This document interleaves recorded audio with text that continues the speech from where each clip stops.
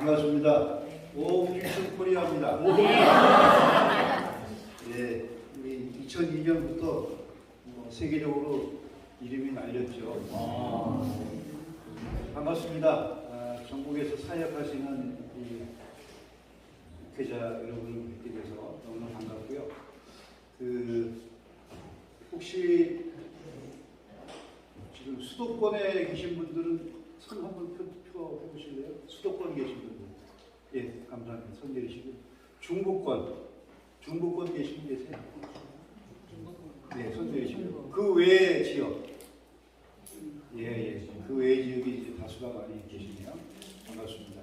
혹시 조금 전에 그 박찬환 집사님 마을 목회에 대해서 이야기를 하셨는데, 마을 목회라고 하는 것을 용어는 들어보지 못하신 분 혹시 계시면 손 들어봐 주실래요? 마을 목회 처음이다. 용어 자체가. 예, 감사합니다. 제가 2015년에 이 마을 목회라는 용어, 또 마을 목회 신학이라는 용어를 처음 사용하기 시작을 했습니다. 제가 한번 기도하고 시작하도록 하겠습니다. 사랑의 하나님, 감사합니다. 오늘 귀한 오륜교회에 섬기는 귀한 여러 전국의 교회 목회자들이 목회자 세미나로 모여서 오늘 시간에는 마을 목회에 대한 이야기를 나누고자 합니다. 하나님께서 이 시간 인도해 주셔서 저희들의 마음속에 감동과 감화가 있게 하시고 이를 통해서 하나님께 더 영광을 돌리며 저희의 목회를 돌아보고 또 목회를 새롭게 디자인할 수 있는 귀한 기회가 될 수 있도록 인도하여 주옵소서. 하나님께 영광 돌리는 귀한 우리의 여정이 되도록 인도해 주실 줄 믿사옵고 감사드리며 예수님의 이름으로 기도하옵나이다. 예. 이 모습은 이제 왼쪽은 교회고 오른쪽은 저희 신동리 마을의 다목적 회관이 지어진 모습입니다. 아까 이제 소개하셨는데 제가 이제 마을 이장은 2013년부터 작년 1월 중순까지 마을 이장을 9년 동안 남짓했고요. 그 이후에는 지금 이제 신동리 전인건강 마을 만들기 추진위원장에 지금 직책을 맡고 있습니다. 다음에 한번 넘겨주시죠. 우선 이제 성서적인 그 바탕을 좀 우리가 좀 생각을 해보고자 하는데 우리가 너무나 잘 알고 있는 그런 말씀이죠. 우리 누가복음 10장 30절에서 37절에 있는 말씀, 우리 예수님 말씀하신 선한 사마리아인의 비유에 대한 말씀인데 이 내용은 너무나 잘 알고 있기 때문에 이제 선한 사마리아인의 비유를 예수님 말씀하셨을 때에 이제 너도 가서 이와 같이 하라. 주님이 너도 같이 이와 같이 하라. 누구 같이 하라는 겁니까? 선한 사마리아 사람 같이 행하라. 선한 사마리아 사람은 그 당시 제사장이나 레위인이나 그 당시 종교 지도자들로서는 사람 취급도 하지 않는, 말하자면 개 취급하던 그런 사람 아닙니까? 그런 지역의 사람, 상종조차 하지 않으려고 했던 그런 사람 같지 않은 그런 개 같은 인간인데, 말하자면, 그런데 예수님이 그와 같이 하라는 거예요. 너도 그와 같이. 오늘 우리의 교회가 지금 이제 코로나19 이후 3년여 긴 기간 동안 많은 큰 어려움에 직면해 왔습니다. 초창기 이 코로나19가 번져가기 시작했을 때 물론 이제 이단으로부터 시작을 해가지고 그 이후에 매스컴을 보면 우리가 뉴스를 들어보면 교회를 통해서 연결이 돼가지고 확산이 되는 이런 일들이 몇 차례 고비고비 있었죠. 그러면서 우리 한국 교회가 세상에 믿지 않는 사람들로부터 어떻게 보면 조금 이상한 눈초리로 쳐다보고 또 좋지 않은 그런 이야기를 이제 이야기에 오르내리는 그런 교회의 모습이 되기도 했었습니다. 다음에 한 번 더 넘겨주시죠. 오늘 우리 예수님의 그 3대 직무 가운데 예언자적인 직무가 있고 또 제사장과 왕의 직무가 있다는 걸 우리 너무나 잘 알고 있습니다. 그런데 이러한 직무가 바로 오늘의 우리 목회자들이 시대적으로 감당해야 할 그러한 사명이 우리에게도 있다. 여러분 모두가 그렇게 공감하시죠? 우리가 그런 공감을 하는데, 그런데 예언자적인 그런 사명을 우리가 구약 성경에 보면 예언서를 보면은 대예언서나 소예언서나 그 예언자들에 보면 그 당시 왕들로부터 많은 핍박을 받고 또 어떻게 보면 생명의 위협을 느끼면서 그 예언자적인 선지자적인 사명을 감당했던 사람들이 바로 선지자였어요. 왜 그렇습니까? 악한 왕들이 있었기 때문에. 그 당시 악한 왕들은 하나님의 뜻과 하나님의 말씀이라고 생각해가지고 전하는 거에 대해서 그 극한 거부감을 가지고 그러한 그 하나님의 뜻과 하나님의 말씀에 비추어서 전하는 그 예언자, 선지자의 그 말을 못마땅하게 생각했기 때문에 그래서 많은 선지자들이 죽임을 당하지 않았습니까? 많은 생명의 위협을 느끼고 죽임을 당했습니다. 그런데 우리가 시대를 보면은 그 교회가 또 목회자들이 이러한 3대 사명을 감당해야 되는데 제사장이나 왕적인 사명을 잘 감당해요. 그런데 시대적으로 어려운 시대, 핍박의 시대, 또 어떤 우리나라의 과거의 그 군부 통치의 시대, 어떤 그 민주화가 되지 못한 그런 시대에서 이 민주화에 대한 이야기를 할 때에 이 제사장들이 예언자들이 많은 핍박을 받고 생명에 어떻게 보면 위협을 받고 또 이렇게 하나님 말씀 하나님의 뜻대로 전한다고 했다가 혹시 감옥 가는 거 아니야? 옛날에 그랬던 때가 있었잖아요. 말 잘못했다가 다 안기부에서 다 이렇게 예배도 감시하고 이런 때가 있었거든요. 그런데 그 시대에 그랬는데 지금도 이런 예언자적인 그런 살아있는 예언자의 그 사명이 있는데 그 사명을 제대로 감당하지 못하는 그런 일들이 많이 있다고 하면은 이 사회에 믿지 않는 사람들도 교회가 그러한 사명을 잘 감당해 주면 좋겠는데 그러지 못한 모습으로 나갈 때 실망을 하게 된다는 거예요. 이 코로나19로 인해 가지고 매개의 원인이 된 것이 교회가 그러한 것이 이단이 됐든 아니면 정통 교회가 됐든 그런 매개의 요인이 됐든 그런 부분으로 인해서도 그렇지만 이 사회적인 지금은 교회가 또 목회자들이 많은 신뢰를 지금 코로나19 이후에 더 잃게 되었다는 거예요. 우리가 기윤실이라고 여러분 기독교 윤리 실천 그 단체가 있지 않습니까? 그 단체에서 설문조사를 해보니까 몇 년 단위로 하는데 과거에 했던 것보다 최근에 했던 것이 오히려 더 코로나19 이후에 더 신뢰도가 기독교에 대한 신뢰를 더 하지 못하겠다. 그 프로테지가 더 높아진 걸 볼 수가 있습니다. 다음 넘겨주시죠. 저를 잠깐 좀 소개를 하면요. 저는 그 통합 측 그 예장 마을 만들기 네트워크를 제가 2015년에 처음 제안을 했습니다. 목회자들한테. 그래서 이 마을 목회를 말하자면 같이 네트워크를 구성해서 우리가 같이 이것을 나누자. 그래서 우리가 먼저 경험한 사람들이 같이 나누는 것은 우리 옆에 동료들이 같이 이것을 갖다가 좀 같이 나누면서 같이 이야기를 목회적인 것을 같이 나누면서 이런 마을 목회를 같이 하자는 뜻에서 이것을 제안을 했는데 그렇게 해서 2015년 8월 28일 날 제1회 마을 목회 이야기 한마당이라는 것을 세미나를 하게 됐습니다. 우리 종로가에 있는 통합측 그 백주윤 지원관에서 하게 됐는데 그때 주제 강사를 마을 목회 신학에 대한 것을 좀 이야기해 달라고 주제를 드려가지고 마을 목회 신학에 대한 것을 이야기해 달라고 우리 장신대 선교학 교수이신 한국일 교수님한테 부탁을 드렸었어요. 제가 왜 그랬냐 하면 그 당시에는 이제 그 교수님도 처음으로 이 마을 목회 신학이라는 용어를 접한 거예요.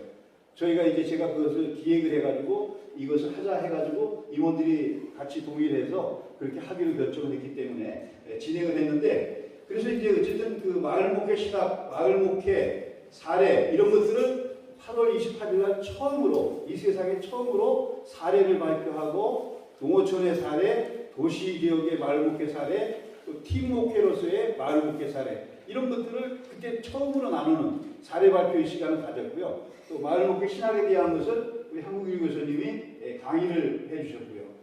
그렇게 했고 2015년 그랬고 2016년에 3월 달에 우리 예장 통합 측의 총회 그 사무총장 최근에 이용정 사무총장이라고 ACC 그 사무총장 하다가 지금 이제 사임을 한 그런 상태인데 어쨌든 그분이 우리 교단의 사무총장을 할 때에 저희가 이 마을목회 이야기 한마당을 처음 하는 것을 와서 축사를 좀 해달라 이렇게 요청했더니 그 사무총장님이 오셔서 축사를 해주셨는데 이 마을목회 이야기 한마당이라는 것 또 마을목회라고 하는 것이 앞으로 우리 한국교회를 새로운 그런 그 모습으로 이렇게 앞으로 미래의 대한적인 목표로서의 하나의 그 방안이 되겠다 하는 이런 것을 그 사무총장님도 이렇게 인지를 하시고 2015년 8월에 했는데 2016년 3월에 총회가 주최를 해가지고 총회 국내선교부, 사회봉사부, 또 농어촌 선교부, 또 치화생 심령위원회라고 위원회가 저희 교단에는 조직이 되어 있습니다. 이 4개 부서가 같이 공동으로 이 지역 마을 목회 컨퍼런스라는 것을 총회 100주년 기념관에서 전국의 목회자들한테 우리 통합청 목회자들한테 공문을 보내가지고 교회마다 그래서 했는데 100명을 모집해가지고 이제 하려고 했는데 그때 한 110여 명 이렇게 모셨어요. 그래서 했는데 지역 마을 목회 컨퍼런스를 하면서 그때도 역시 한국일 교수님이 이제 마을 목회 신학에 대한 이야기를 하고 또 여러분들이 또 마을 목회 사례에 대한 것을 도시나 농촌이나 여러 그 사례들을 발표하는 그런 시간들을 가졌었죠. 그렇게 해서 했었고 또 2016년 9월에는 제가 홍성에 있는 신동립교회인데 저희 교회에서 이 마을 목회 연구소를 개소를 합니다. 그러면서 동시에 뭘 했냐? 마을 목회자 학교라는 것을 그때 처음 열었어요. 그래서 했는데 처음 여는데 한 10명 정도가 전국에서 이렇게 오셨어요. 많은 인원은 아닌데 어쨌든 이 마을 목회 연구소를 오픈하면서 마을 목회자 학교를 열기 시작했습니다. 그래서 최근에 6회 마을 목회자 학교를 충남 태안 휴 힐링센터에서 했는데 그때 마침 우리 박창환 집사님 그때 참석을 하신 거예요. 목회자들이 주로 참석하시는 건데 특별히 박창환 집사님은 이 선교적인 일을 또 하시고 계시고 또 앞으로 이것을 디자인해가지고 이런 세미나를 갖다가 하는 데에 또 하고자 하는 그런 뜻을 알았기 때문에 오신다고 해서 흔쾌히 이제 오시라고 집사님 그렇게 해서 이제 참석을 하셨었고요. 어쨌든 이제 그 마을 목회 관련된 것들을 쭉 하면서 2017년에는 9월 달에 마을 목회 신학과 실천이라는 그동안에 그 마을 목회에 관련된 신학자들이 한국일 교수님 비롯해가지고 또 정경호 교수님, 황홍열 교수님 여러분들이 계신데 그 몇 분 거를 이제 담아서 신학적인 걸 정리해서 하고 또 마을 목회 다양한 사례들을 엮어서 제가 마을 목회 신학과 실천이라는 책을 처음으로 2017년 9월에 총회 102회기 총회가 막 온누리교회에서 할 때 그때 제가 천부를 찍어가지고 총대들한테 그걸 책을 다 나눠줬습니다. 한 300여 페이지 되는 건데 그렇게 했고 여기는 중요한 그 4분의 정경호, 황몽열, 오은석, 유재모 이런 4분의 포함해가지고 제가 같이 이 책을 엮어서 냈던 것입니다. 그리고 다른 부분은 이제 넘기고요. 다음으로요.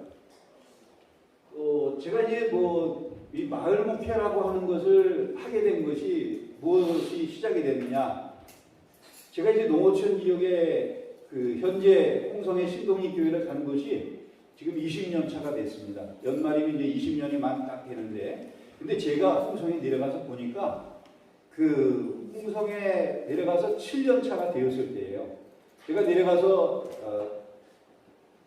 2년이 좀 지나서 이제 막 교회를 예배당을 건축을 하고 또 사택을 건축하고 그리고 나서 2016년부터 조그만 이제 농사를 제가 농촌에 이제 내려갔으니까 조그만 농사를 한번 지어보면 좋겠다 하는 이런 마음이 일어나가지고 건축을 다 해놓고 농사를 조그맣게 짓기 시작했어요. 그래서 농사를 짓는데 무슨 농사를 짓냐면 유기농으로 흑미 흑미를 한 900평 정도 농사를 짓는 거를 했어요. 근데 그것을 짓게 된 원인은 뭐냐면 그 가까운 마을에 우리나라에서 오리농법으로 유명한 홍성의 홍동면 문당이라는 마을이 있어요. 거기에 이제 주영로 대표라고 하는 분이 계신데 그 가까운 그 동네에 그 교회를 출석하시는 이제 주영로 집사님인데 그분이 이제 저를 이제 자주는 아니더라도 가끔 이렇게 보면 목사님 한번 흑미 농사를 지어보시면 어떻겠어요? 그러면서 이제 얘기를 좀 나눴던 일이 있었거든요. 그래서 나도 흑미 농사를 한번 지어볼까 하는 그런 그 생각을 하면서 그래서 이제 그렇게 지었기 쉽게 되었던 거죠. 그렇게 이제 농사를 지어서 2006년부터 조금 몇 년 짓다 보니까 어떤 마음이 일어나냐면 야 이거 농사를 나는 그동안에 그냥 무턱대고 전혀 모르는 가운데 그냥 무작정 그냥 마구잡이로 지었는데 어디서 농사를 좀 가르쳐주는 데가 있으면 뭐 조그만 농사지만은 배워서 알고 지면 좋겠다 하는 그런 마음이 일어났어요. 그래서 제가 농사를 가르쳐주는 곳이 어딘가 보니까 충남 홍성군에는 홍성군 농업기술센터가 있어요. 이게 이제 전국에도 서울시에도 서울시 농업기술센터가 있고 또 이 전국적으로 각 지자체마다 농업기술센터가 있는 거예요. 시군마다. 그리고 도에는 농업기술원이라는 곳이 있어요. 도농업기술원이. 근데 충남에는 도농업기술원이 충남 예산, 홍성에서 가까운 차고다가 한 30분 거리에 있는 충남 예산에 도농업기술원이 있는데 내가 농사를 어디서 가르쳐주는 데가 있으면 배워서 알고 있으면 좋겠다 하는 생각을 갖고 인터넷을 검색해 보니까 마침 충청남도 농업기술원에서 귀농대학 1기를 모집하는 걸 보게 됐어요. 귀농대학을 1기로 모집을 했어요. 2010년도인데. 그래서 거기를 이제 문의해가지고 거기를 이제 들어가게 됐죠. 다니게 됐죠. 일주일에 하루, 매주 목요일마다 8시간씩 그 농업에 대한 교육을 하는데 굉장히 그 100시간의 귀농교육을 제가 말하자면 이수를 했습니다. 그때.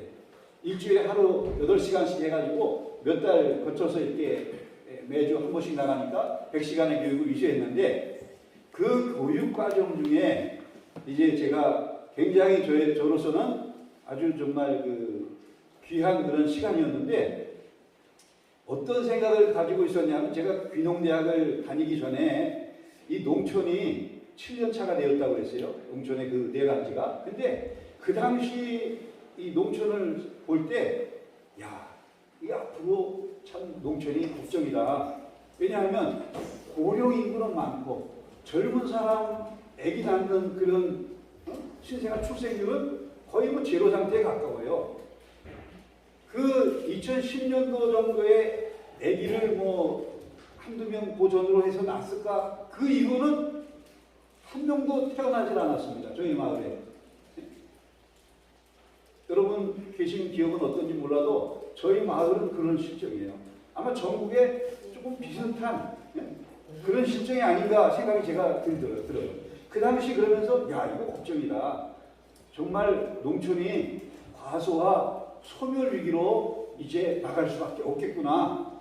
야 이런 농촌을 앞으로 그냥 바라만 보고 있자니 이게 앞으로 교회도 농촌이 마을이 사라지게 되면 농촌의 교회가 설 수가 없잖아요. 농촌이 마을이 지속 가능해야 농촌에서 교회도 지속 가능한 선교가 가능할 텐데 이 생각을 한 겁니다. 그러면서 제 마음속에 어떤 생각이 들었냐면 야 어떻게 이 농촌을 죽어가는 농촌을 살릴 수 있는 방법이 없을까? 이 생각을 한 거예요. 그런데 그 생각을 하는데 머릿속에는 그 생각이 늘 맴돌아요. 근데 답을 찾지 못하고 있었어요. 근데 이거는 생각해보면 정부도 이걸 해결하지 못하고 있는 거야. 지금 농촌 농업정책 자체 농림부도 그렇고. 그런데 저는 마음속에 머릿속에 그런 생각이 늘 맴돌고 있는 거예요. 그래서 그런 가운데 있는데 다음 넘겨주시죠. 예, 다음에 넘겨주시죠. 좀 넘겨주세요.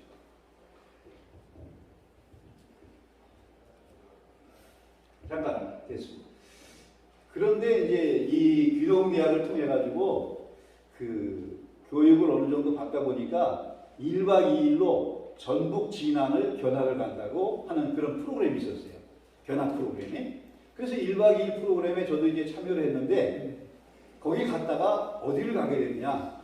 첫 번째로 들린 곳이 진안군 뿌리협회라는 곳을 들리게 됐습니다. 우리 혹시 전북에서 오신 목회자님 계세요? 전북에서. 안 계시네요.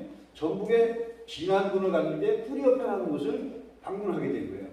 거기 갔더니 그 뿌리협회에서 자기들이 하는 그 사업들 갖다가 이 PPT 자료를 보여주면서 쭉 설명을 하는 거예요. 그래서 그 얘기를 이렇게 들어보니까 야, 앞으로 농촌이 이런 진안군의 뿌리협회와 같은 그런 단체가 귀농귀촌한 사람들이 모인 단체였어요. 그 단체가 활동하는 걸 얘기 들어보니까 아, 이거다. 앞으로 농촌이 지속 가능하게 되려면 결국은 신생아 출생률은 제로 상태에 더 점점점 내려갈 수밖에 없는 출생률은 그런 상태인데 결국은 지속 가능하게 되려면 결국은 외부 도시민들이 농어촌 지역으로 들어오는 수밖에 없겠구나. 그 사람들이 귀농귀촌을 해야지만 지속 가능하게 되겠다 하는 이것을 이 진안군의 뿌리협회에 활동하는 내용을 보고 농촌을 활력화하는 그 모습을 보고 제가 거기서 생각을 하게 된 겁니다. 그래서 이제 2010년도 귀농대학을 제가 2010년 8월에 수료할 때에 4가지 계획을 세우게 됩니다. 이 졸업생들인데 이 졸업생들에게 전부 다 자기 앞으로 계획을 써내라고 그러더라고요. 계획을 써내라고 그러면서 A4 용지 한 장씩을 주는데 다른 사람들은 대부분 귀농해가지고 나는 농사를 뭐뭐를 지어가지고 어떻게 좀 살겠다 이런 걸 대부분 이제 계획을 세우는데 저는 농촌의 목사로서 앞에 말씀드린 대로 농촌이 마을이 지속 가능하게 될 수 있도록 하는 것이 교회가 농촌에서 지속 가능한 선교를 가능하게 하는 그 일이 되겠다 하는 것을 저는 생각하고 있기 때문에 진안군의 그 뿌리협회와 같은 단체를 홍성군에도 그런 귀농인 단체를 만들어서 홍성으로 귀농귀촌하고자 하는 사람들을 잘 안내해줘서 그분들이 잘 정착할 수 있도록 한다면 그 홍성군이 지속 가능한 농업 농촌이 되고 또 살기 좋은 마을을 만드는 일을 해야만 이제 또 그곳에서 사람들이 와서 살 수가 있는 터를 잡고 그리고 소득이 있는 마을을 만들어야 그 마을에 사람들이 귀농귀촌한 사람들이 와서 자리를 잡고 또 생활을 할 수 있도록 하는 그 바탕이 되겠다 하는 이 생각을 하게 됐던 거죠. 그래서 제가 이제 그 4가지 계획을 세우는데 첫 번째가 홍성군의 귀농인 단체를 만들어서 지속 가능한 농업 농촌을 만들겠다는 거고 두 번째는 살기 좋은 마을을 만들어야 되겠다. 이 살기 좋은 마을은 환경적으로나 또 소득이 있는 마을 이것이 돼야 살기 좋은 마을이라고 할 수가 있겠죠. 또 세 번째는 앞으로는 농업 농촌이 1차 농산물 농사를 지어가지고 그것을 판매하는 곳으로만은 소득이 얼마 안 되니까 만약에 귀농한 사람들이 그런 옛날에 했던 방식으로 그런 농사를 지어가지고 소득을 얼마나 올리겠어요? 그거는 안 되는 거거든요. 그러니까 저는 이제 앞으로는 농업 농촌이 이제 그 체험 마을이나 체험 농장을 통해서 앞으로 농업 농촌이 변화가 일어나야 되겠다 하는 그런 생각을 했던 거죠. 세 번째는 그렇게 체험 마을과 체험 농장을 마을을 만들겠다 하는 거예요. 그 다음에 네 번째는 우리 마을만이 가지고 있는 역사와 문화와 전통을 담은 소박하지만 작은 마을 박물관을 만들어서 이제 도시에 있는 아이들이 또 아니면 고향을 떠났던 홍성을 고향으로 하고 있는 사람들이 떠났던 사람들이 뭐 명절 때가 되거나 아니면 뭐 초등학교나 중학교 체육대회 때면 전국적으로 다 자기 고향의 자기 출신 학교에 모여가지고 체육대회에 참석하잖아요. 1년에 한 번씩은. 그런 모습이 이어질 때에 바로 이런 볼 수 있는 볼거리 뭐 오감만족이라고 하는 얘기 하지 않습니까? 그런 것들을 뭔가 고향에 와서 농촌에 와서도 그런 것들을 볼거리를 갖다가 좀 제공하고 어떤 마을의 어떤 유서가 깊은 그러한 것들도 이렇게 판넬로 이렇게 작업을 해가지고 여러 가지 그런 내용들을 갖다가 조금 이렇게 배우고 알 수 있는 그런 이제 마을 방송을 만들겠다 하는 그런 것을 계획을 세웠었죠. 그래서 2010년 8월에 계획을 4가지를 세웠던 것을 끊임없이 저는 그 생각하고 하면서 실천을 해가지고 그것을 해냅니다. 다음요. 그래서 지난번에 갔을 때 첫 번째 이 뿌리협회 활동을 보고 두 번째 용담면 마룡마을의 마을 만들기 이야기를 그 1박 2일 하면서 그 저녁 시간에 이제 마을에 들어갔는데 그 마을에서 주민 가운데 한 분이 나와서 특강을 하시는 거예요. 그래서 그 특강을 얘기 들어보니까 그 마을은 주민의 가구 수가 22가구밖에 안 돼요. 굉장히 작은 마을이죠. 마을로서는. 근데 그 마을은 굉장히 소득이 높은 거예요. 왜 소득이 높으냐? 그 얘기 들어보니까 거기는 22가구밖에 안 되지만은 이런 좋은 동네 영농조합이 있고요. 또 좋은 동네 영농조합뿐만이 아니라 그 마을에는 1차 농산물을 말하자면 인삼을 오래전부터 재배해 왔는데 그 인삼을 가공할 수 있는 가공 공장을 만들어서 세워져 있었어요. 그래서 거기서 가공해가지고 직거래로 판매하는 거예요. 홍삼을 만들어가지고 가공해가지고 직거래로 판매하고 또 뭐 들깨 농사, 참깨 농사 지면 그 농사 지은 거를 그냥 참깨로 들깨로 파는 게 아니라 마을에 방앗간이 있어가지고 거기서 뭐 떡도 빼지만은 또 그 기름을 짜가지고 그거를 직거래로 또 판매하고 뭐 들에 핀 사냐초들도 그런 것들을 다 또 그걸 사냐초를 만들어가지고 꽃들을 사냐초를 만들어가지고 그걸 또 직거래로 판매를 하고 이렇게 뭔가 그 마을은 전부 다 그냥 1차 농산물을 판매하는 게 아니라 가공할 수 있는 것들은 최대한 가공해서 수익을 좀 많이 낼 수 있는 것들을 찾아가지고 그렇게 하다 보니까 마을 가구 수는 적지만은 그 마을은 집들도 아주 정갈하게 도시 근교에 전원주택단지를 예쁘게 지은 그런 단지처럼 그렇게 아름다웠어요. 그리고 소득이 높은 그런 마을이었고 그러다 보니까 거기 마을에는 마을 회관도 있지만은 또 마을의 그 게스트하우스를 갖다가 잘 지어가지고 뭐 회사원들이 연수를 온다든지 환경적으로 좋으니까 거기서 또 지역에서 나는 동네 사람들이 농사지은 농산물 가지고 식당을 거기서 이제 열어가지고 음식도 다 식사를 제공하고 이렇게 되니까 자연히 그 마을은 대한민국에서는 가장 선진적인 그런 마을, 소득이 가장 높은 어떻게 보면 그런 마을을 이루고 있더라 하는 거예요.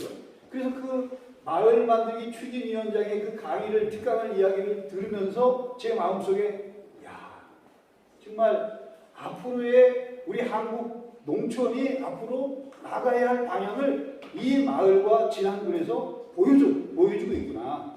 그래서 농촌을 살리는 것이 바로 이거다.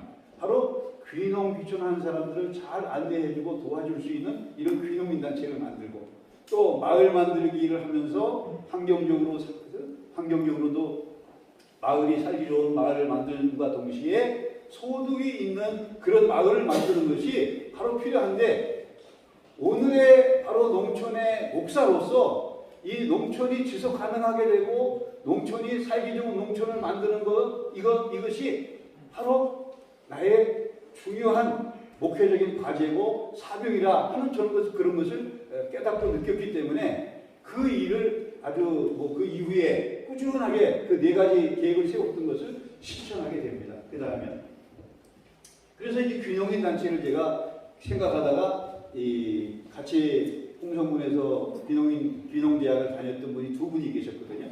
또 이렇게 아름아름이 귀농 귀촌한 사람들을 얘기해가지고 하다 보니까 또 농업기술센터에서 마침 그동안에는 그 직원이 없었는데 이 귀농 귀촌을 담당하는 직원이 자리가 만들어져가지고 직원이 생겼어요.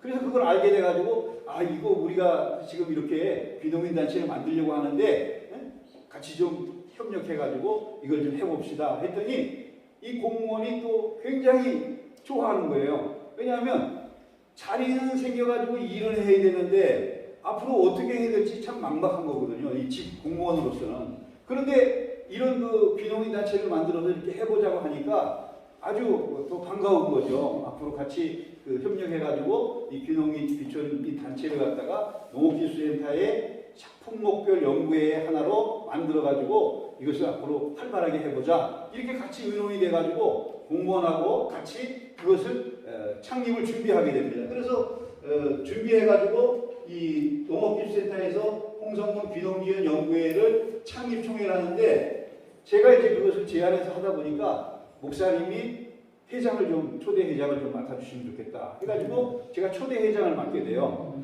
네? 초대 회장을 맡게 되고 그러면서 회장을 맡으면서 제가 어떤 일을 했냐면 이 진안군을 다시 견학을 가는 프로그램을 진행을 했어요.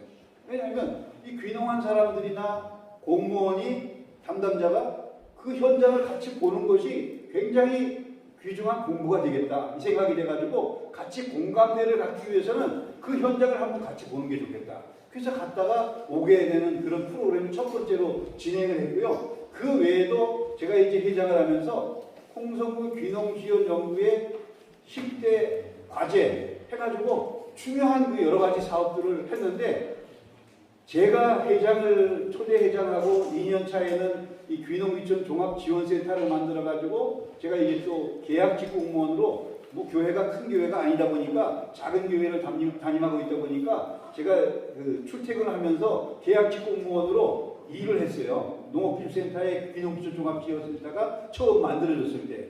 왜냐하면 그 상담을 해줄 수 있는 사무국장의 역할을 할 수 있는 사람이 없더라고요. 찾아봐도. 그러다 보니까 이제 제가 하는 게 제일 적합하겠다 해가지고 제가 회장을 내려놓고 2년 차에는 그 귀농귀촌 종합지원센터의 사무국장을 제가 이제 초대 사무국장을 해가지고 활발하게 이제 또 귀농 프로그램을 귀농 투어라든지 여러 가지 그런 것들을 계획해가지고 이제 활발하게 진행을 합니다. 그런데 한 가지 더 말씀드릴 것은 홍성군의 저희 그 홍성군 귀농지원 연구회가 만들어지기 전에는 홍성군 전체의 귀농 관련 예산이 총 400만 원이었습니다.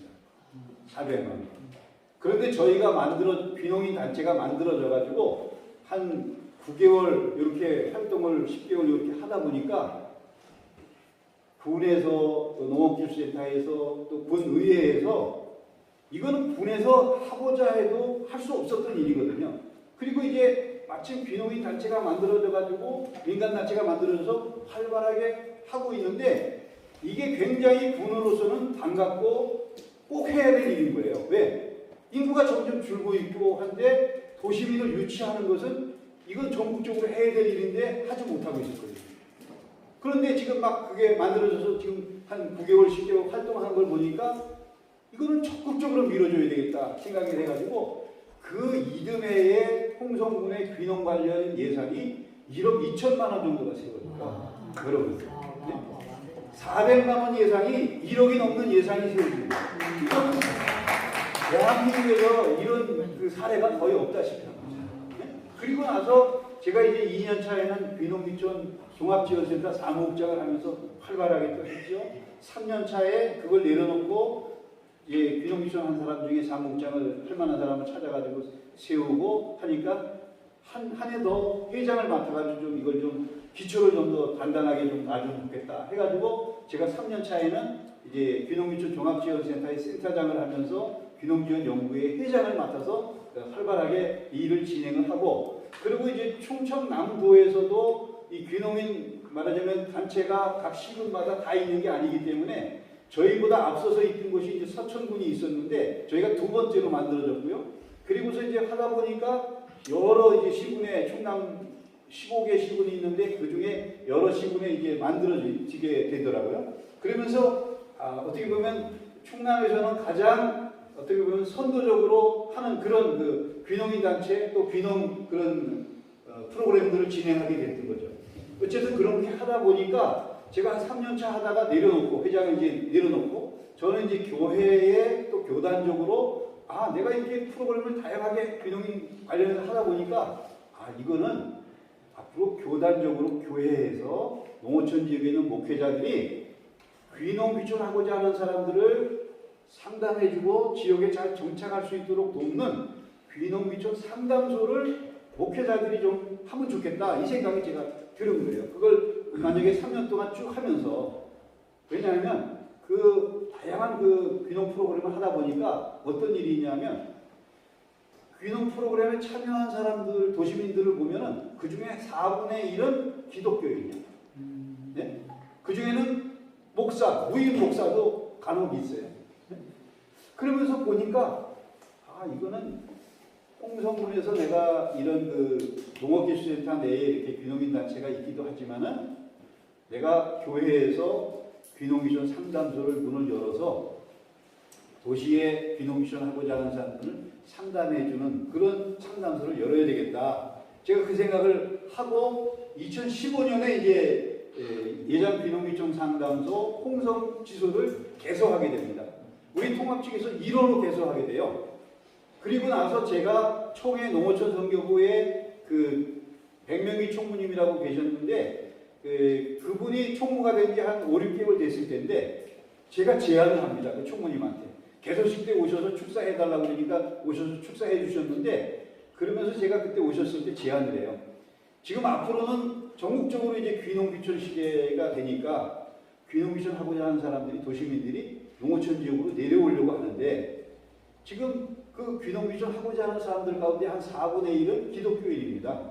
그러니까 이 기독교인들을 우리가 교단적으로 또 교회에서 그 사람들을 맞이할 수 있는 준비를 농어촌 교회의 목회자들이 할 수 있도록 해야 되는데, 그것은 바로 귀농귀촌 상담소 운영 세미나라는 걸 해서 그 교육을 받고 귀농귀촌 상담소를 문을 개소할 수 있는 그것을 준비하도록 하는 것이 총회적으로 필요합니다. 그걸 제안했더니 백명기 총무님이 그것을 받아가지고 농어촌 선교부 또 시대위원들 모여서 회의를 해가지고 그걸 하기로 결정을 합니다. 그래서 그렇게 하다 보니까 저한테 다시 연락이 왔어요. 목사님 이거 귀농귀촌 상담소 운영 세미나 어떻게 해야 되는지 프로그램을 좀 짜가지고 좀 보내주세요. 그렇게 해서 제가 그것을 짜가지고 1박 2일 프로그램 그 계획을 짜가지고 보내주고, 제가 초대 말하자면 그 프로그램도 짜주고 또 주강사가 돼가지고 그 시간을 갖다가 또 교육을 하는 것을 하게 됩니다. 그래서 한 4차까지 제가 이제 그런 그 강사도 하면서 이렇게 프로그램, 그때는 이제 총회에서 그 이후에는 쭉 했지만 어쨌든 그렇게 하고, 그 이후에는 또 다른 후배한테 그 강의할 수 있는 거를 좀 넘겨가지고 할 수 있도록 하고, 그렇게 해서 최근에 천안에 있는 천안 서부교에서 9차 귀농귀촌 상담소 운영 세미나라는 걸 했어요. 그렇게 했는데 그동안의 교육을 통해서 교육받은 분들이 한 220명 정도가 교육을 받고요. 우리 교단에 있는 목회자도 계시지만 또 다른 교단에 있는 분도 더러 이제 참여하신 분들이 있어서 교육을 받았는데, 저희 교단에서 교육을 받은 분 중에 한 20명 정도가 귀농귀촌 상담소를 전국에 개소를 했습니다. 그래서 그렇게 운영을 하고 있는 그런 상태에 있고요. 두 번째 이제 그 살기 좋은 마을 만들기. 이거는 이제 제가 아까 두 번째 홍성군에서 살기 좋은 마을을 만들어야 되겠다 하는 이 생각을 했는데, 이걸 어떻게 할까 하다가 제가 이제 마을에, 저희 신동리 마을의 주민들한테 이야기합니다. 제가 저 전남 장성이라는 곳을 다녀온 적이 있는데, 거기는 정말 그 마을은 흙집이 그렇게 많이 있고 또 유기농으로 농사를 지어가지고 소득이 높은 그런 마을이었어요. 그래서 그곳을 다녀온 것을 이야기하면서 거기 한번 우리 마을 분들 같이 한번 모시고 제가 다녀오면 좋겠는데 가실 분 계시면 제가 모시고 다녀오겠습니다. 그래서 했더니 8분이 교회를 다니지 않는 분들인데 마을 총무를 비롯해가지고 노인에 계신 분들을 비롯해서 8분이 가신다고 그러는 거예요. 그래서 제 승합차로다가 모시고 하루 잡고서 이제 가는데, 그때 마침 우리 총회 농어촌 선교부 나중에 이제 총무님이 되셨지만은 그 당시는 백명기 목사님이 그 한마음 공동체라고 전남 장성에 한마음 공동체라고 거기에 담임 목사를 하고 계셨어요. 그런데 가기 전에 제가 그 목사님한테 연락을 했죠. 우리 마을에서 이러이러한 마을 분들을 모시고 제가 변화를 가려고 하는데 목사님 잘 좀 안내해 주십시오. 그렇게 이제 부탁을 드려서 가서 이제 안내를 잘 받고 뭐 그 마을은 여러분 귀농귀촌 해가지고 하는 분들이 흙집을 짓고 좀 살고 싶다. 그래가지고 뭐 저 불을 때 가지고 악리에 불을 때 가지고 찜질방도 좀 만들고 살고 싶다. 이게 이제 그 로망 아닙니까? 근데 그 마을은 귀농귀촌 해가지고 그런 흙집을 지은 집들이 굉장히 많아요. 그리고 그 마을은 또 특색이 있는 게 뭐가 있냐면 그 마을에 폐교된 학교가 있는데 폐교가 됐다는 것은 그 마을에도 학교를 보낼 만한 아이들이 거의 없다는 얘기죠. 그렇게 돼서 폐교가 됐는데 그 마을에 어떤 그 광주 시내에서 유치원을 하던 선생님이 그 선생님이 그 말하자면 유치원을 매입을 해가지고 거기다가 그 생태 유치원을 만들게 됩니다. 생태 유치원을 만들어 가지고서 홍보를 했더니 그 당시로서는 그런 생태 유치원이 없었거든요. 네? 눈을 씻고 찾아봐도 없었어요. 그런데 거기에다가 생태 유치원을 만들어 가지고 여러 가지 그 하는 그 프로그램이며 이런 것들을 갖다가 알렸더니 광주 시내에서 학부형들이 자모들이 거기 보내겠다고 줄을 쓴 거예요. 그래가지고 거기는 나중에는 뭐 그 대형 버스를 광주 시내를 이렇게 운행을 해가지고 뭐 한 4대인가 3대인가 이렇게 운행을 해가지고 굉장히 호황을 이루는 농촌 마을인데 그 농촌 마을에 말하자면 아이들이 그렇게 많이 유치원생들이 생기는 이런 일들이 벌어졌는데 어쨌든 거기를 견학 갔다 오고 그러면서 그 이후에 어떻게 이 살기 좋은 마을을 또 만들어 갈 것인가 하다가 제가 이제 이런 프로그램을 말하자면 그 계획을 합니다. 여기 잘 보이실지 모르겠지만 살기 좋은 마을 만들기 사례 발표 및 주민 토론회 이런 제목을 해가지고 2분의 강사를 제가 초대를 해가지고 한다는 거를 마을 4개 마을을 묶어서 그 이장님들한테 제안을 해요. 그랬더니 이장님들이 다 좋다고 참석한다는 거예요. 그래서 그러면 이모님들하고 마을의 이모님들하고 같이 오십시오 했더니 저희 마을에 가서 하는데 27분 정도가 모여서 이 살기 좋은 마을 만들기 사례 발표 및 주민 토론회를 진행하게 됩니다. 그래서 강사의 2분의 그 강의 내용을 듣고 또 저는 제가 생각하는 그 4개 마을을 묶을 수 있는 것이 바로 이제 홍동 저수지가 있는데 그 저수지 끼고 있는 4개 마을을 묶어서 이제 하게 되는 거예요. 그래서 제가 이제 그 장곡 저수지권 농촌 체험 관광단지 개발 계획안 그런 제목으로다가 제가 글을 썼었어요. 여기를 어떻게 좀 살기 좋은 마을을 만들까 하다가 그런 계획을 세웠는데 그 발제를 제가 좀 했죠. 그리고 났더니 그 다음 주간에 군에서 연락이 왔어요. 사업 계획이 있으면 좀 내달라 하는 그런 이제 나중에 연락이 와가지고 그것을 갖다가 냈더니 군에서는 우리 마을은 이제 4개 마을을 묶어가지고 추진위원회도 제가 이제 제안해가지고 했더니 이장님들이 다 좋다고 해서 추진위원회도 만들었거든요. 또 이제 그 사업 계획도 이제 제가 제시를 했는데 PPT 자료를 한 30쪽짜리를 만들어가지고 군에다 제가 제출했어요.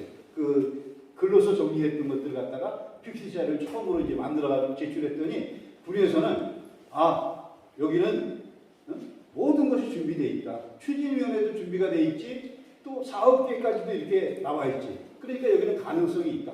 그래서 군에서는 결정하기를 여기를 농촌마을 종합개발사업지로 선정을 했다. 그러니까 이제 도의 심사가 올라가고 마지막에는 최종적으로는 농림부 사업이기 때문에 농림부의 심사에 올라가는데 컨설팅 회사를 붙여줄 테니까 주민 임원들하고 그 추진위원들하고 마을 분들하고 전체 이렇게 모여서 회의도 하고 하면서 준비를 해라. 그래서 결과적으로 이제 도에서 심사가 잘 통과되고 농림부 최종 심사가 2012년 5월에 있었는데 그때에 선정이 됩니다. 선정이 되면서 예산이 42억 8천만 원이 세워져요. 네? 그래서 4개 마을에 살기 좋은 마을을 만들어야 되겠다는 제가 가지고 있던 그 귀농대학을 수리하면서 꿈꿨던 그 계획이 가시적인 성과를 불과 1년여 만에 이루게 되는 이런 일들이 있게 됐던 거죠. 여기서 박수 한번 쳐셔야 되는 거 같아요. 농촌에 있는 목사로서 이 지속가능한 농업농촌을 만들고 농촌을 살리는 해야 되겠다 하는 그 꿈과 마음을 갖다가 그렇게 했더니 이렇게 귀농귀촌 분야에서도 그렇고 마을 만들기 분야에서도 이러한 성과를 내는 것들을 이렇게 쭉 해서 그 마을 만들기는 그 권역 사업이라고 하는데 그 권역 사업이 5년 동안 진행이 되게 돼 있어요. 그 42억 8천을 이제 쓰면서 그 마을 만들기 하게 돼 있는데 그것을 하다 보니까 이제 그런 일만이 아니고 계속해서 이제 여러 가지 이제 크고 작은 사업들을 갖다가 제가 이제 마을 만들기 관련해서 하게 되는 거죠. 다음에 시간이 얼마 남지 않았기 때문에 그다음에 이제 체험 농장, 체험 마을 만들기 뭐 이런 것도 하는데 제가 이제 저희 마을에는 다목적 회관을 갖다가 좀 새로 지어야 되겠다 생각해가지고 제가 이제 이 마을 만들기 관련해서 쭉 하다 보니까 우리 신동리 마을 분들이 나중에는 알게 된 거예요. 네? 아, 이거는 신동리 교회 오필승 목사가 이거는 제안을 해가지고 이런 큰 사업이 농림부 사업이 42억 8천짜리 이런 사업이 우리 그 4개 마을에 이렇게 오게 됐어. 이거를 신동리 분들이 알게 된 거죠. 마을 만들기 하면서 이렇게 토론도 하고 이야기도 하면서 이렇게 쭉 하다 보니까 그렇게 되다 보니까 제가 이제 마을에서 직책을 어떤 직책들을 했었냐면 그 개발위원이라는 직책 또는 새마을 지도자라는 직책 이거를 했었어요. 그랬는데 그러면서 이 마을 만들기 하다 보니까 아 이거는 오필승 목사님이 이 마을 만들기 해가지고 4개 마을에 이렇게 뭔가 가시적인 것들이 이렇게 나타나게 됐는데 그러면 우리 마을도 마을의 이장을 목사님이 좀 보도록 하면 좋지 않겠나. 마을 발전하는 일을 위해서는. 그거를 마을의 유력한 인사가 그런 생각을 한 거예요. 그래서 그 유력한 인사가 저를 찾아와서 연말이면 보통 총회 하잖아요. 총회 전에 저를 찾아와서 목사님이 그동안 이제 그 마을 만들기 관련해 가지고 일도 하시고 했는데 그 목사님이 마을 발전을 위해서 이장을 좀 해주시면 좋을 것 같다고 그렇게 얘기를 하면서 저에게 이야기를 하는 거예요. 근데 그 전에 또 교회에 또 나이 드신 집사님들이 목사님이 우리 마을에 이장을 하면 좋겠다고 또 얘기를 하신 거예요. 예배 끝나고 얘기 몇 번이나 그런 얘기 하신 얘기 들은 적이 있는데 제가 이제 마을 만들기 하면서 이렇게 보니까 이 마을에 이장이 굉장히 중요한 역할을 하는구나. 중요한 역할을 하는데 그 이장이 자기 일이 바빠가지고 일을 하지 못하면 그 마을은 뭔가 이 일을 추진을 제대로 하지 못하게 되는 거예요. 이거 지금 제가 마을 만들기 하자고 해서 지금 진행이 되고 있는데 이장이 좀 참여를 잘 못하고 그런 일들이 발생하다 보니까 또 마을 주민들이 그런 요청을 하고 해서 그래서 제가 그것을 수락을 하게 됐죠. 그래서 2013년 1월부터 12년 말에 이제 총회를 해가지고 이제 선출이 돼가지고 제가 이제 이장을 보게 됐고 9년 동안 이제 3년에 2번 하게 돼 있는데 원래는 그거를 저를 이어가지고 할 만한 사람이 나타나지 않는 거예요. 저만큼 할 수 있는 말하자면 그런 자신이 없어서 나타나지 않는 그런 경우라고 할 수가 있는데 그러다 보니까 제가 총회를 열었는데 선출을 못했어요. 이장을. 그래서 다시 총회 공고를 해가지고 모였는데 그때도 없어가지고 다시 한번 좀 이장을 맡아 주시는 게 좋겠다 이런 요청에 의해서 제가 한 번 더 해가지고 3번을 했습니다. 그래서 9년을 했는데 어쨌든 그렇게 했고요. 하면서 어쨌든 이 체험 마을을 만들어야 되겠다 했는데 이 다목적 회관을 지을 때 제가 설계를 할 때 거기다가 2층으로 건물이 올라가는데 거기에 한쪽 벽면을 암벽 체험을 할 수 있는 거를 하나 넣으면 좋겠다. 제가 그걸 아이디어로 넣었죠. 그랬더니 그거를 만들어 놓고 건축을 하고 나니까 이 장곡면에 저희가 이제 장곡면인데 장곡면에 초등학교가 하나가 있어요. 근데 그 초등학교에 동아리가 생겼는데 암벽 체험 동아리가 생기게 됐어요. 그래서 우리 마을에 와서 그 학생들이 이 암벽 체험 동아리 수업을 계속 하고 있어요. 2018년부터. 네, 그렇게 이제 하고 아이들이 그래도 자주 그래도 학생들이 와서 이야기하고 제잘제잘하는 이런 소리를 회관에 왔다 갔다 하시는 어르신들이 들을 수 있는 그거 듣기 어렵다거든요. 아이들이 없다 보니까 학교 갔다 오면 뭐 끝이지 뭐 회관 주변에 얼슬렁거리지도 않는데요. 뭐 자, 그렇고요. 네 번째는 이제 마을박물관이 그렇게 됐고요. 어쨌든 마을박물관도 제가 2014년도에 홍성군 농업기술센터에 공모하는 사업이 있어가지고 그거를 이제 한 5천만 원, 1등을 하면 5천만 원을 지원해 주는 거예요.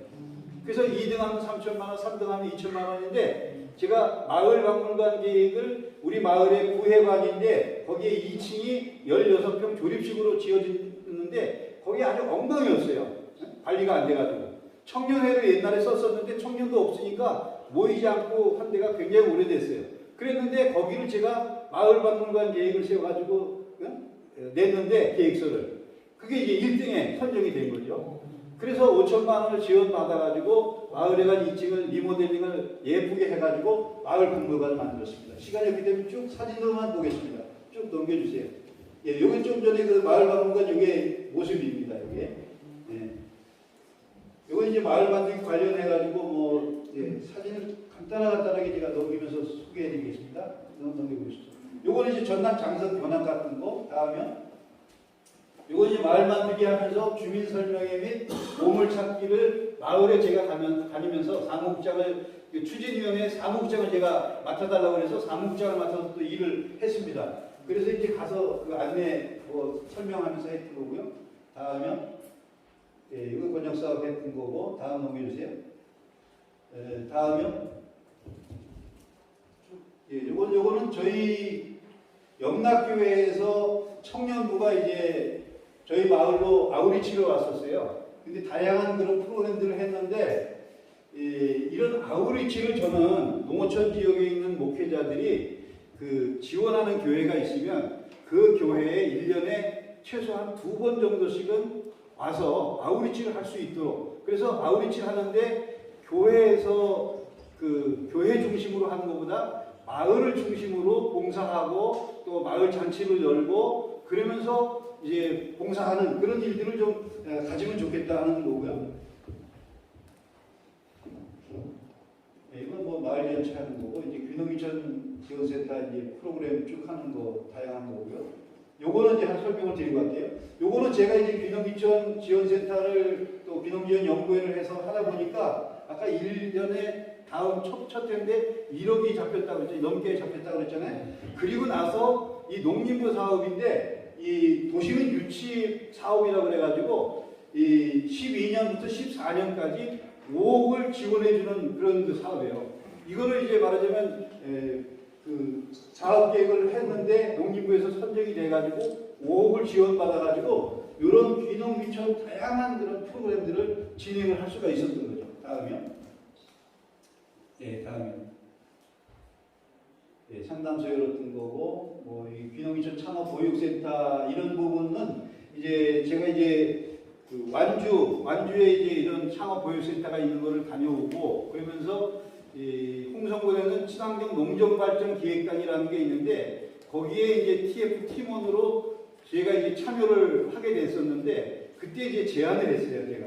그래서 이런 그 가공센터, 창업보육센터를 우리 홍성군도 완주와 같은 것을 우리 만들어보자. 그래가지고 귀농인이라든지 고령자들이 이런 것들을 어떤 걸 뭐 시제품을 만드는 것이 가공제품을 만드는 것이 어려운데 이런 것들을 우리 농업기술센터에 만들어가지고서 한다면 많은 실질적인 도움이 되니까 이걸 하자 해가지고 했는데 이것도 결국은 제가 제안해가지고 결국은 홍성군에서 해서 농림부에서 10억짜리 사업이 이제 따서 이거를 진행을 했던 거죠. 다음은 예, 뭐 귀농 박람, 총회 목회 박람회 뭐 이런 것도 마을 목회 관련해가지고 쭉 했던 거고요. 쭉 넘겨주세요. 예. 지금 사진으로 보시고요. 시간 다 됐기 때문에 이것이 저희 교회 예, 넘겨주세요. 예.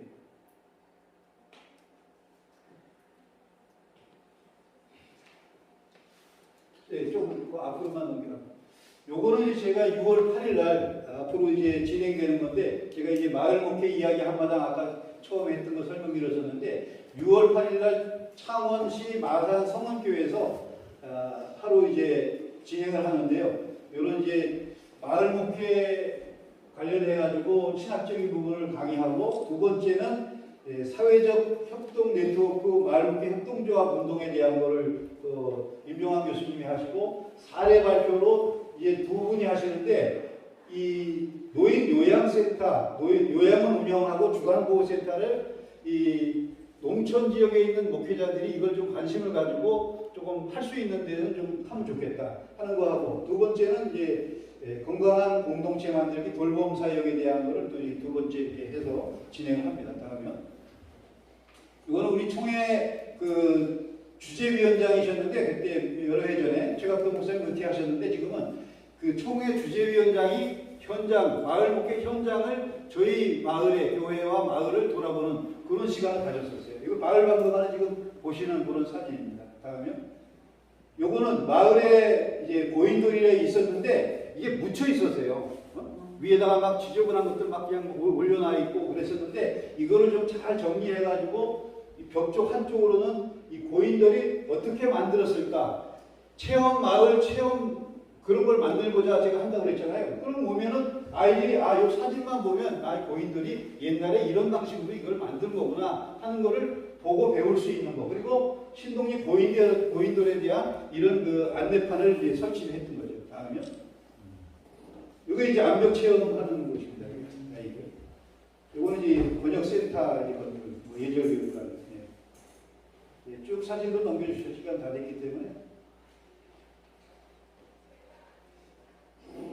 요거 좀 전에 요거는 이제 영락교회에서 2016년 10월 18일 날인데 농어촌 선교 전략 세미나를 한다고 마을 목회 관련해서 오피스 모사님 오셔서 주강사로 좀 강의를 좀 해달라 요청을 받아가지고 제가 2016년에 이 마을 목회 관련해서 가서 선교전략, 농어촌 앞으로 선교전략 이렇게 돼야 된다. 말하자면 마을 목회로 나가야 된다. 귀농귀촌 마을 만들기 이거를 하는 거를 힘써야 된다. 농어촌 목회자들이 이것을 알고 또 그것을 앞으로 할 수 있도록 그렇게 교육이 좀 이루어지는 것이 필요하겠다 하는 것을 좀 했죠. 그리고 뭐 여러 이제 신학대학이나 노예나 뭐 많은 교육을 했고요. 다음에 요 마을 목회자 학교 쭉 하는 거고요. 요 하나 앞에 거예요. 마을 목회 신문을 최근에 창간 중에 있습니다. 그래서 이걸 하는데요. 이제 검색해 보시면 요거 들어오실 수 있으니까 한번 보시면 좋겠습니다.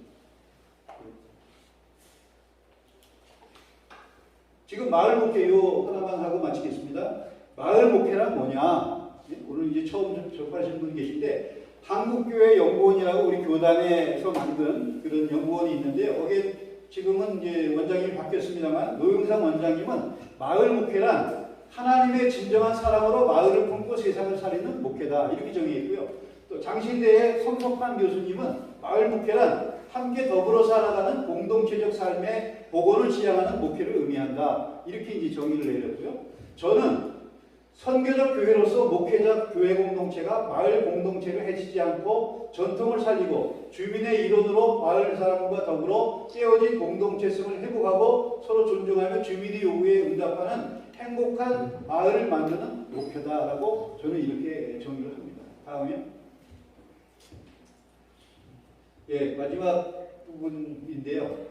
지금은 오래전부터 이제 마을 만들기 시대가 됐습니다. 그리고 또 이 귀농귀촌 시대가 됐어요. 그러니까 이 마을 만들기는 최근에 들어서 조금 이게 주춤하는 것 같지만은 여러분 마을 만들기 옛날에 박정희 대통령 때도 마을 만들기를 했잖아요. 새마을 운동이 뭡니까? 그게 마을 만들기예요. 네. 그게 전국적으로 이제 마을 만들기 오래전부터 찾아보면 그 역사가 있는 거예요. 또 기독교에서도 YMCA 같은 곳에서도 마을 만들기를 살기 좋은 아파트 마을 만들기라든지 이런 거를 20년 전에 오래전부터 해왔어요. 근데 좀 우리가 관심이 목회자들이 이 시대가 마을 만들기 시대이기 때문에 우리 목회자들의 그 관심이나 생각이 지금 이 세상에 되어지는 이 마을 만들기에 대한 거를 우리도 같이 공부하고 마을 만들기 이렇게 해야 되겠구나 하는 거를 좀 생각을 가지고 목회의 새로운 디자인을 할 수 있는 그런 것이 되어주면 좋겠다 하는 거예요. 귀농귀촌 분야도 마찬가지고요. 그래서 주민의 한 사람으로 이 마을 목회를 통해서 주민의 요구가 뭔가, 주민에게 필요한 것이 뭔가 여기에 응답하는 그런 목회자가 되어서 오늘의 잃어버린 시대를 회복하는 그런 우리 한국교회 또 우리 목회하는 목양지가 될 수 있으면 좋겠습니다. 이상입니다. 감사합니다.